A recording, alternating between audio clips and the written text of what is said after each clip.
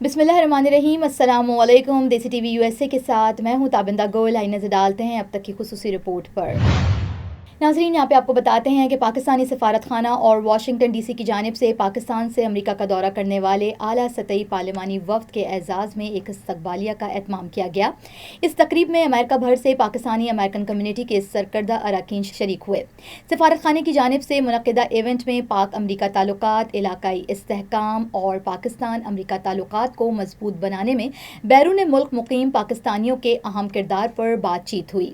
اپنے کلیدی خطاب میں چیئرمین پیپلز پارٹی اور سابق وزیر خارجہ بلاول بھٹو زرداری نے امریکہ میں مقیم پاکستانی کمیونٹی کی اہمیت کو دونوں ممالک کے درمیان پل کے طور پر اجاگر کیا اور کمیونٹی کے اراکین پر زور دیا کہ وہ امن اور خوشحالی کے مشترکہ مقصد میں بڑھ چڑھ کر حصہ لیں۔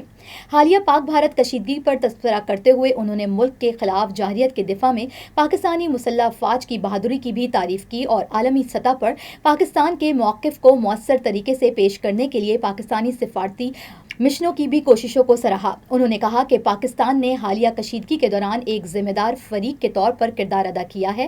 ہمارا مشن واضح ہے، ہمارا مشن مکالمے اور سفارتکاری کے ذریعے امن کا حصول بھی ہے۔ ہم عالمی برادری سے اپیل کرتے ہیں کہ وہ اس کوشش میں ہمارا ساتھ دیں۔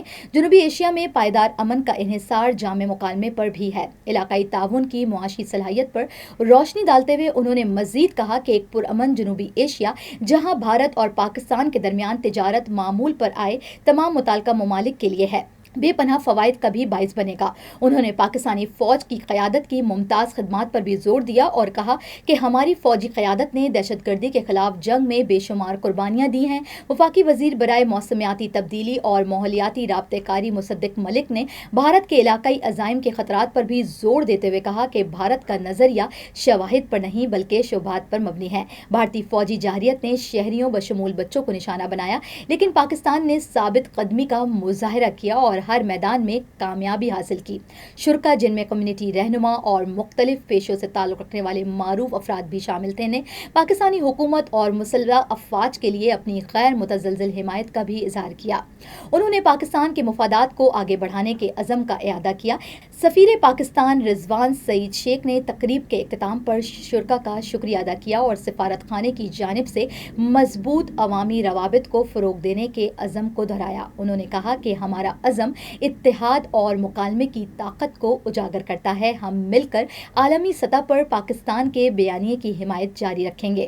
انہوں نے مزید کہا کہ بیان المرصوص کا فلسفہ اس وقت مکمل ہوگا جب ہم معاشی میدان میں استحکام حاصل کریں گے۔ یہ استقبالیہ پاکستان کی قیادت اور اس کے تارکین وطن کے درمیان رابطوں کو مضبوط بنانے اور امن، سفارتکاری اور علاقائی تعاون کے لیے بھی پاکستان کی اپیل کو دہرانے کی جانب ایک اہم قدم تھا۔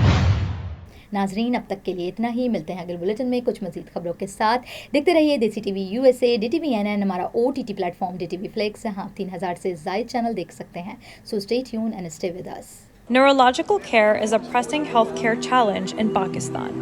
That's why Helping Hand USA is building Kind R, a world-class hospital with 130 plus clinics that is set to establish new standards for neurological care in Pakistan.